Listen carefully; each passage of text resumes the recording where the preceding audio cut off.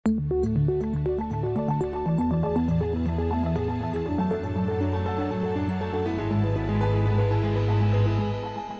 This Morning.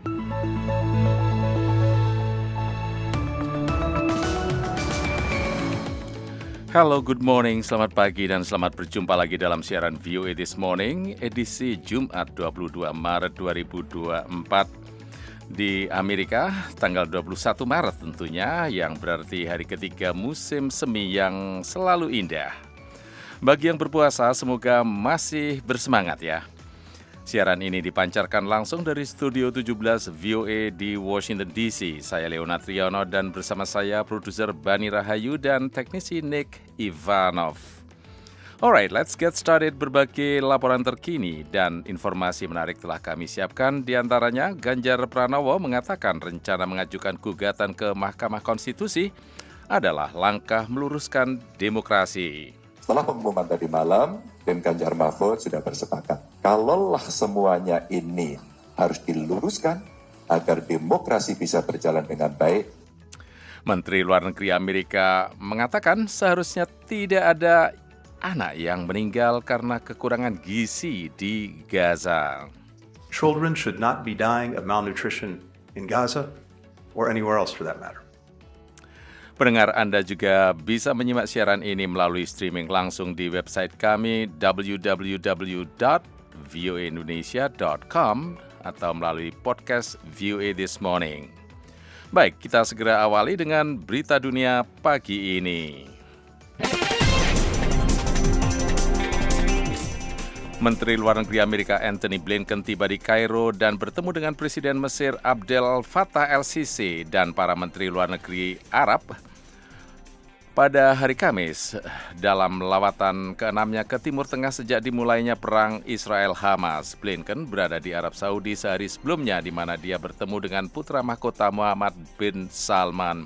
Seorang pejabat senior Departemen Luar Negeri yang melakukan perjalanan bersama Blinken mengatakan pembicaraan di Saudi berfokus pada bagian bilateral dari rencana yang lebih besar di mana Arab Saudi akan mengakui Israel sebagai imbalan atas kemajuan yang kredibel dalam pembentukan negara Palestina. Pejabat tersebut yang berbicara tanpa menyebut nama ketika membahas pembicaraan diplomatik secara pribadi mengatakan hanya sedikit masalah yang tersisa dalam komponen rencana Amerika Saudi. Bagian dari rencana tersebut diyakini secara luas mencakup jaminan pertahanan dan bantuan Amerika dalam membangun program nuklir sipil di Arab Saudi. Bantuan dari udara telah disalurkan ke jalur Gaza pada hari Kamis di tengah semakin parahnya krisis pangan yang menurut berbagai lembaga bantuan menyebabkan ratusan ribu orang mengalami kelaparan. Banyak negara telah bergabung dalam operasi pengiriman bantuan lewat udara yang dikoordinasikan dari Yordania, namun pengiriman melalui darat dengan truk masih sulit dilakukan, sementara serangan Israel terhadap Hamas terus berlanjut. Perang telah menyebabkan 80% penduduk Gaza yang berjumlah 2,3 juta warga Palestina meninggalkan rumah mereka. Dan para pejabat PBB mengatakan seperempat penduduknya kelaparan. Hampir setiap penduduk berjuang untuk mendapatkan cukup makanan dan 1,1 juta orang, setengah dari populasi, diperkirakan akan menghadapi tingkat kelaparan parah tertinggi dalam beberapa minggu mendatang. Masyarakat di bagian utara Gaza mengatakan bantuan dari udara tidak dapat memenuhi kebutuhan yang sangat besar. Sebuah palet bantuan baru-baru ini terjun bebas dari udara karena parasutnya tidak berfungsi dan menewaskan 5 orang. Amerika Serikat berencana membangun dermaga di pantai Gaza untuk pengiriman bantuan, namun upaya itu kemungkinan akan memakan waktu beberapa minggu sebelum dapat dioperasikan.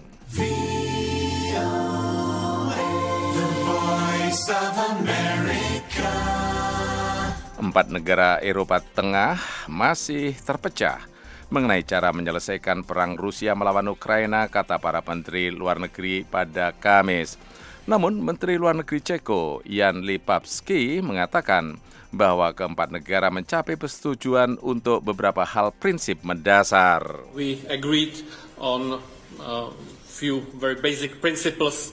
First of all, we agreed that the Russian aggression. Kami menyetujui bebeberapa prinsip yang sangat mendasar. Pertama-tama kami sepakat bahwa agresi Rusia terhadap Ukraina merupakan pelanggaran hukum internasional dan kami juga dapat menyetujui pemulihan penuh wilayah Ukraina, kata Jan Lipavsky.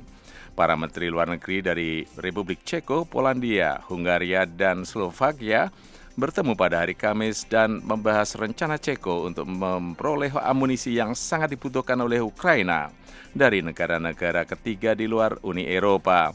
Berdasarkan rencana tersebut, Ceko berupaya memperoleh 800.000 peluru artileri untuk Ukraina. Para pemimpin Ceko sebelumnya mengatakan peluru pertama harus dikirim ke Ukraina paling lambat bulan Juni. Pengadilan Rusia telah menolak gugatan yang diajukan oleh Ibu Alexei Navalny, pendukung oposisi Rusia yang meninggal di penjara pada bulan Februari. Gugatan itu mengklaim bahwa dia menerima perawatan medis yang tidak memadai, kata seorang rekan Navalny pada hari Kamis. Ivan Zdanov, ketua Yayasan Anti Korupsi yang didirikan oleh Navalny, menyatakan pengadilan di kota Labitznangi, dekat penjara Arktik atau Kutub Utara tempat dia meninggal, menolak gugatan tersebut. Pengadilan beralasan hanya Navalny yang bisa mengajukan gugatan. Alexei berkali-kali mengajukan klaim terhadap koloni karena kegagalan memberikan perawatan medis. Klaim tersebut ditolak. Kini setelah dia meninggal, gugatan keluarganya juga ditolak dengan kata-kata yang mencemooh, kata Zdanov melalui aplikasi pesan Telegram. Pendengar, demikian berita dunia dari VOA Washington DC.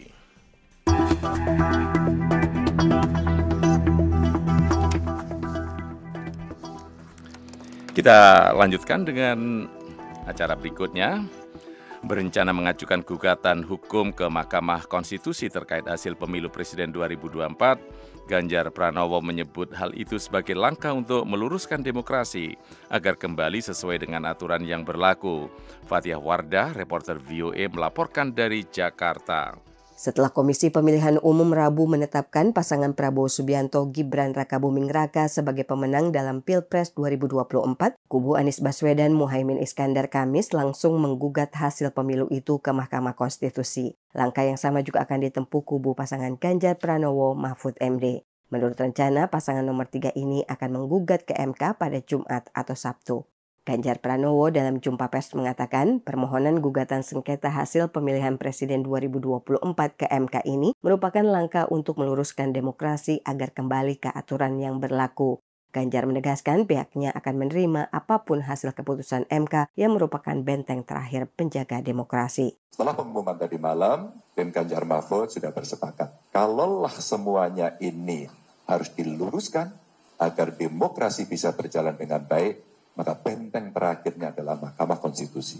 Dan kami sudah menyiapkan tim dari tim hukum untuk kita segera mendaftarkan apakah besok atau Sabtu, untuk segera kita menyampaikan seluruh yang ada yang kami persiapkan untuk menjadi pertimbangan hakim konstitusi nantinya. Selain mengajukan gugatan hukum ke MK, PDI Perjuangan sebagai salah satu partai besar yang mengusung Ganjar Pranowo Mahfud MD sebagai calon presiden dan calon wakil presiden mengatakan sudah siap menggulirkan hak angket di DPR, hanya tinggal masalah administrasi. Deputi Hukum Tim Pemenangan Nasional Ganjar Mahfud, Todung Mulya Lubis, masih enggan mengungkapkan isi permohonan gugatan hukum yang akan diajukannya, tetapi memastikan kesiapan saksi dan bukti. Pakar Hukum Tata Negara di Universitas Andalas Ferry Amsari mengatakan, dua kubu calon pasangan bisa mengajukan gugatan dengan petitum melanggar asas dan prinsip penyelenggaraan pemilu yang mempengaruhi hasil. Jadi yang bisa digunakan adalah memastikan telah terjadi pelanggaran azas pemilu dan prinsip penyelenggaraan pemilu sebagaimana dilindungi di pasal 22E ayat 1 Undang-Undang Dasar 1945 dan pasal 3 Undang-Undang Pemilu. Kalaulah kemudian azas dan prinsip penyelenggaraan itu rusak, tentu hasilnya juga rusak. Kedua kubu juga dapat memasukkan putusan Mahkamah Konstitusi nomor 90 PUU 21 2023 yang membuat Gibran dicalonkan sebagai calon wakil presiden ke dalam materi gugatan tambahnya. Meskipun tim hukum masing-masing kubu mengatakan tidak terlalu fokus pada angka rekapitulasi, menurutnya angka perolehan suara tetap harus disampaikan dalam gugatan. Dari Jakarta, Fathia Wardah melaporkan untuk VOA Washington. VOA.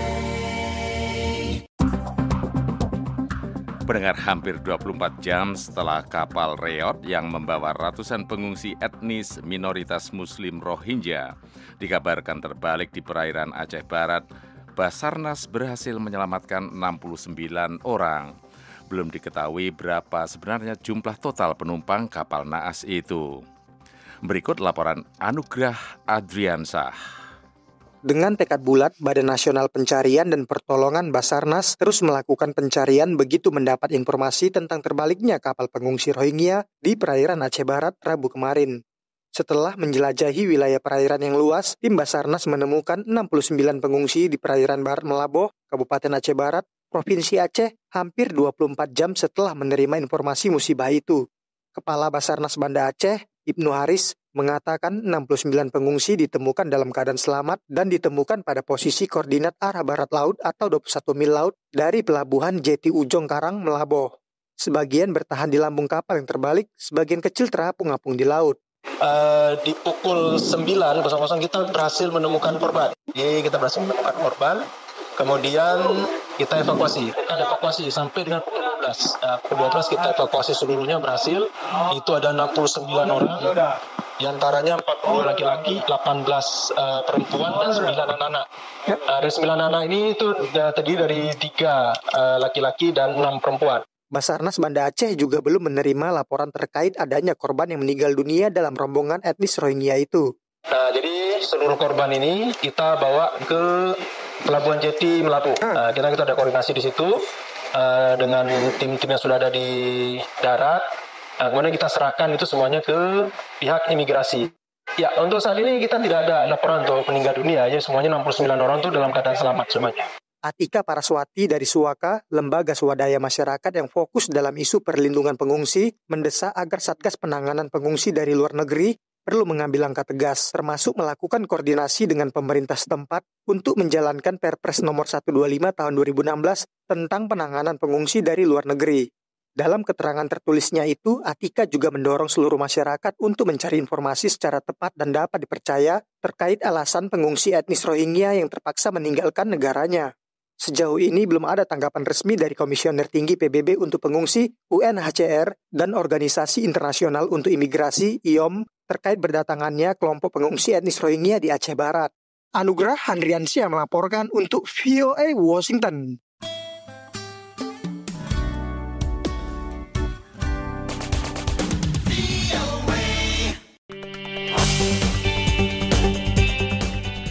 Dalam upaya mencapai gencatan senjata antara Israel Hamas dan membahas berbagai isu penting lainnya, termasuk memburuknya situasi di jalur Gaza, Menteri Luar Negeri Amerika Antony Blinken kembali terbang ke Timur Tengah. Berikut laporannya.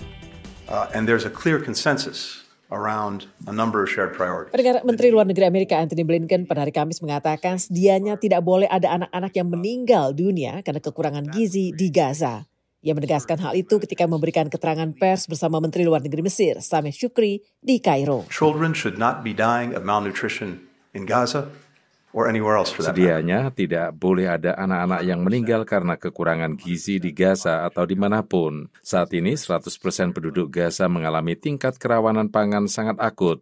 Kita telah melihat adanya sedikit peningkatan pengiriman bantuan selama beberapa minggu terakhir, tetapi itu tidak cukup. Blinken melangsungkan pertemuan dengan Menteri Luar Negeri Mesir, Yordania, Qatar, Arab Saudi, dan Uni Emirat Arab di Kairo untuk membahas rencana pasca konflik di Gaza.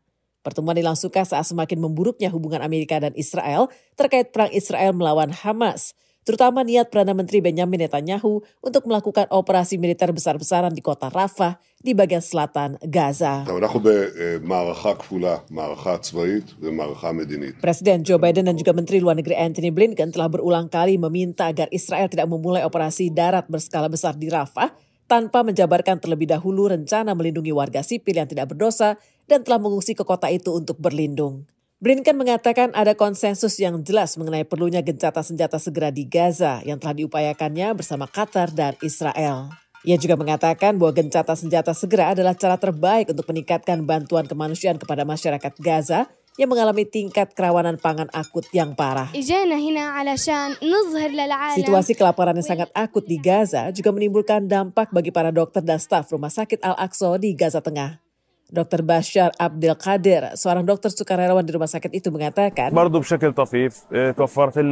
ya, kami mendapat beberapa kali kesempatan makan. Makanan tersebut tidak cukup bergizi. Maksud saya, setiap kali makan harus dibagi dengan seorang dokter lain. Setiap kali makan biasanya terdiri dari nasi dan mungkin sedikit sayuran, dan tentu saja itu tidak cukup untuk seorang dokter yang bekerja 24 jam. Analisis terbaru Integrated Food Security Phase Classification yang dirilis pada hari Senin memperingatkan kelaparan sangat akut akan segera terjadi di bagian utara Gaza dan mengancam daerah-daerah lain di jalur Gaza.